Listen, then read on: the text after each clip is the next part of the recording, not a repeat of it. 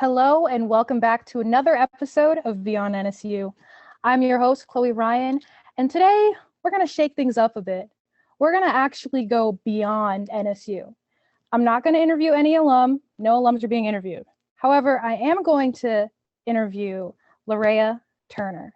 She's starring in Kirk Franklin's new Lifetime movie, The Night Before Christmas. How are you doing, Lorea?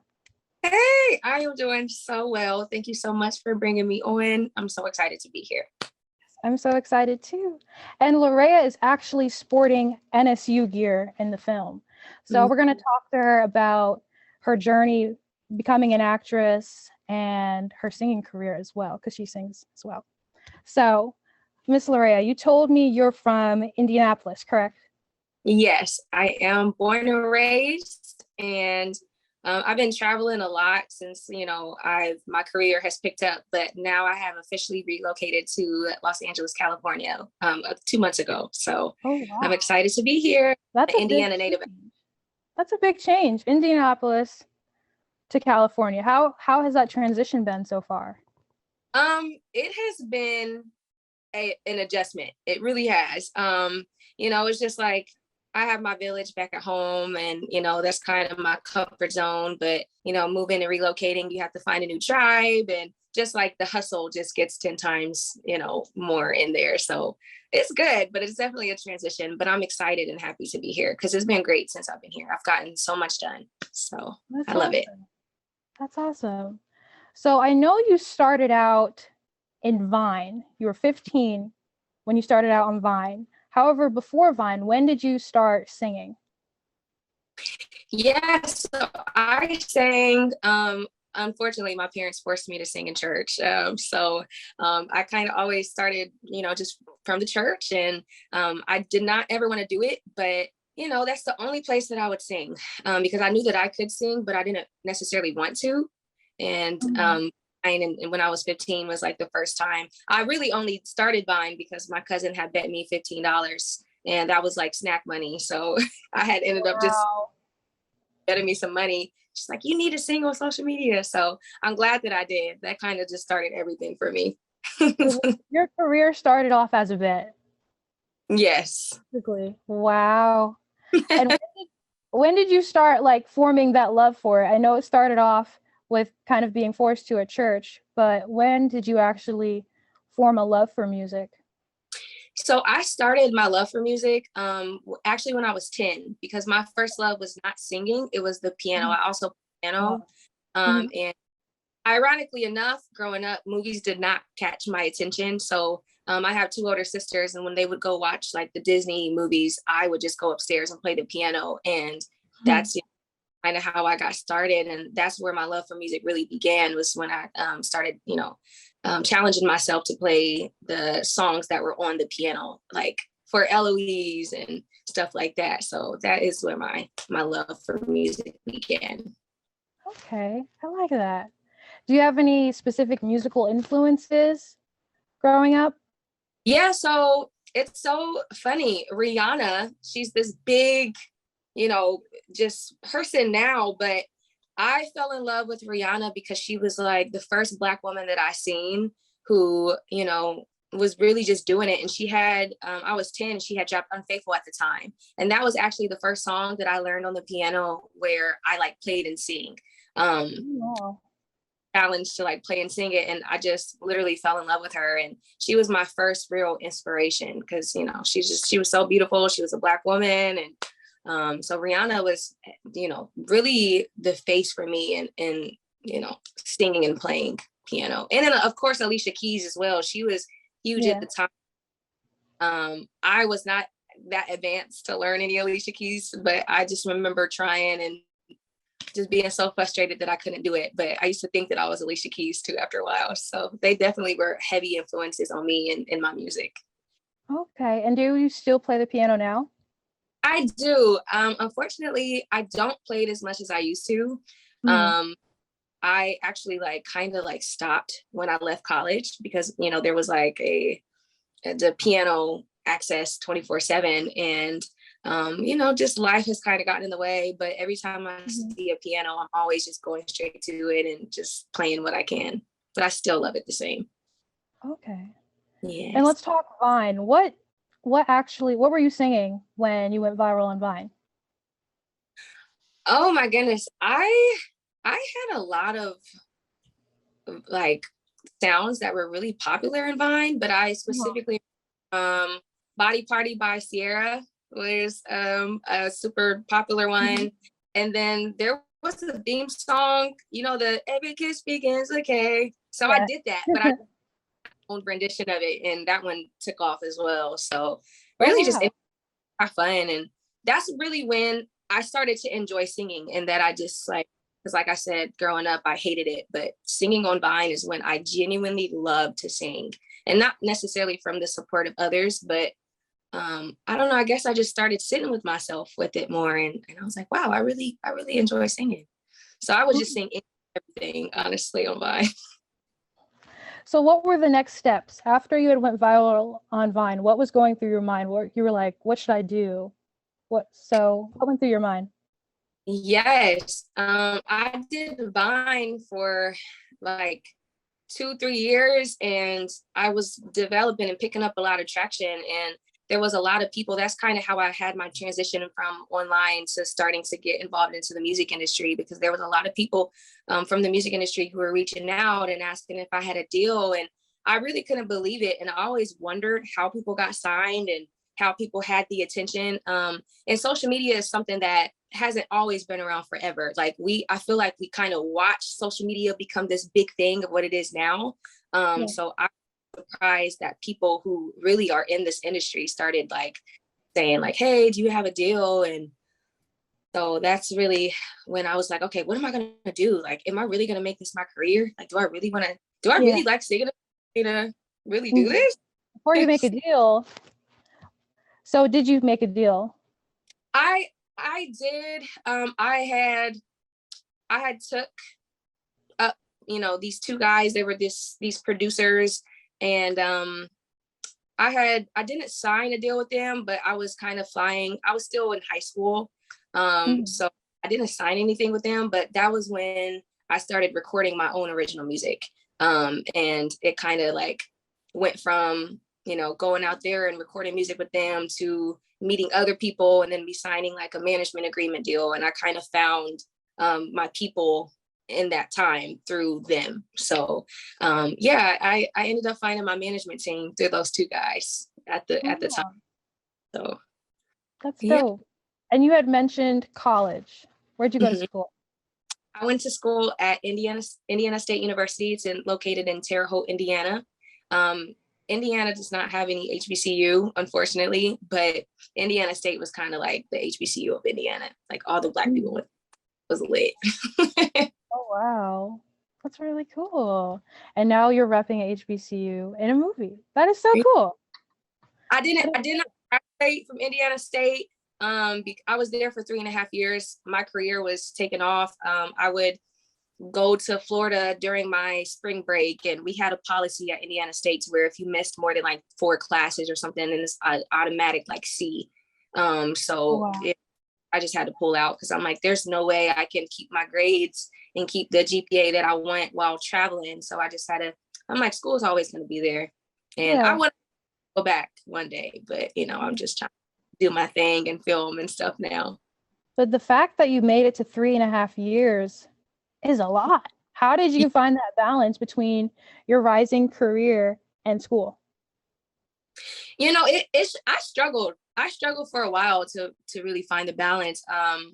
Again, I think during summer break is when I would get the meat of my music done, because we had 2, 3 months off. So I would Mhm. really utilize my time during breaks to get everything done. And but it was difficult, because the first real moment for me was when I was a freshman in college, and Jessie J had flew me to New York. And we were supposed to just me go to her show and just sing, but she ended up taking me with her to her label, which was Republic Records. And she called me up there, and she was like, come and sing in front of the entire label. So that was my Wow. first experience. And just after that, I'm like, okay, I gotta choose. Like I gotta make a choice. So it Yeah. was very difficult for me to just find a balance. My grades definitely, I was not an overachiever in college. My grades definitely struggled because I was always away. So Wow. So you were really put to the test your freshman year, because you're like, should I do this math homework or should I go with Jessie J? yeah, Because I you was made the right going, decision with Jessie I'm J. like, yes, Oh my gosh. That is so cool. yes, it So was. now let's talk about how you got your role for A Night Before Christmas. So how did this come to you? Yes, so I had did a movie a couple years ago called Favorite Son on BET Plus, Okay. and executive producer of the movie is the one of the producers for Kirk Franklin's The Night Before Christmas. Mhm. And long story short, with that movie, I had a whole character and a whole role, and I had a singing role. And during the final edit, it didn't make the cut. And I was just so devastated because I waited 6 months to watch the movie just for me to look like an extra, because everything was stripped. And I knew it wasn't personal, but it had really hurt my feelings. But I just stayed encouraged. And I'm like, you know what? I'm going to book something one day. And it really like gave me motivation to like keep going. So jumpstart, come back into now. That same producer was like, yo, there's this other movie. I think you would be great for it. Like, I would love for you to audition. And they told me I had 48 hours to submit it. And I was like, okay, like I can get it done. I was used to that. But they had Yeah. called me back like maybe an hour later and was like, hey, we know we told you that you have 48 hours, but we need you to submit it today. And I had only had the script for like an hour, and it was like Oh 5. wow. So I'm like, I don't know how I'm going to do this. And it's funny because I was sitting with the bag over my head, deep conditioning my hair. So, my hair wasn't done. It was like 5-6 o'clock. I had, and then when you're acting, you have to have someone like read the other lines when you do an audition. So I'm like, I don't Yeah. know who's going to help me. And thank God, my coach, I went to her, really told her like, I really need your help. Like, and so literally I stayed up until 6 a.m. They had gave me an extension and I had got it over to them the next day.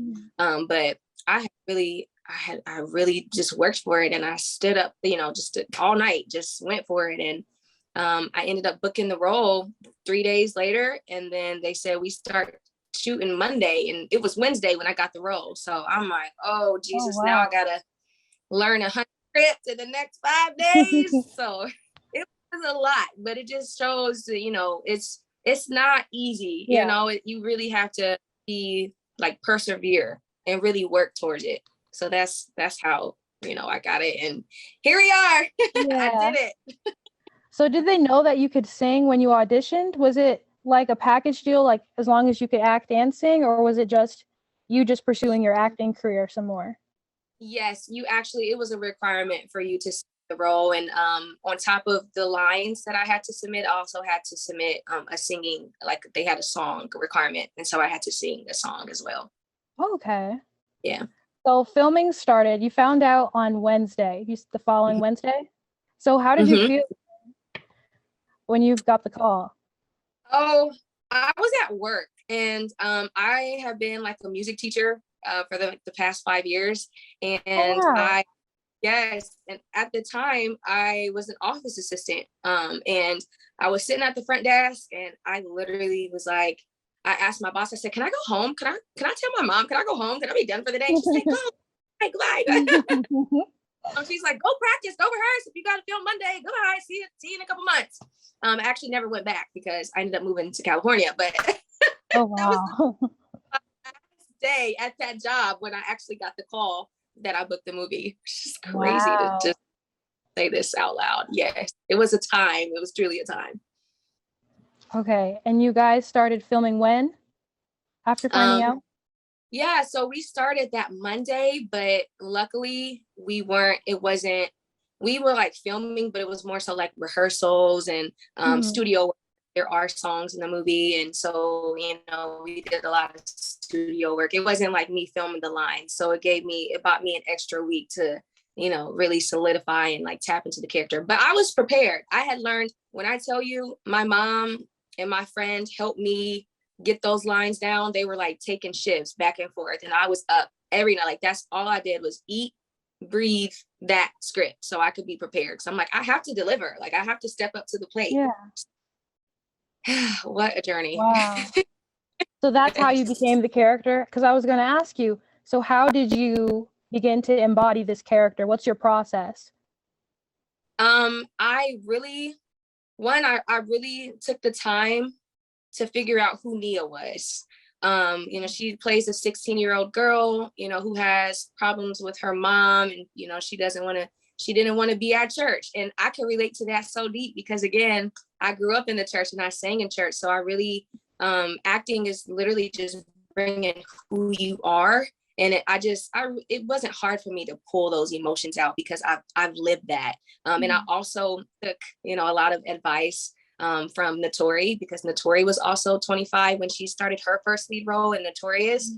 So it was so helpful to have Luke and Naturi. They're like vets in the game, and I was really just soaking in all the tips that they had gave me. So just between that and studying and learning who Nia was and taking notes from the director, and it really just helped me to lock in on who, to execute Nia and her character. Oh, wow. Yes. So what was it like working with these seasoned actors and actresses? What was the experience like? It was phenomenal. I wish, I plan to just continue to do more movies, but I wish with Naturi and Luke on every set, because they just made me feel so much more comfortable and confident. But it was so great. Not only are they just like amazing actors and actresses, but their spirits and their personality was just so much fun to be around. Like, we laughed on set every day. So it was honestly, I find a better team and colleagues like to work with on this project. It was literally like one of the best experiences and the best times that I've ever had while working.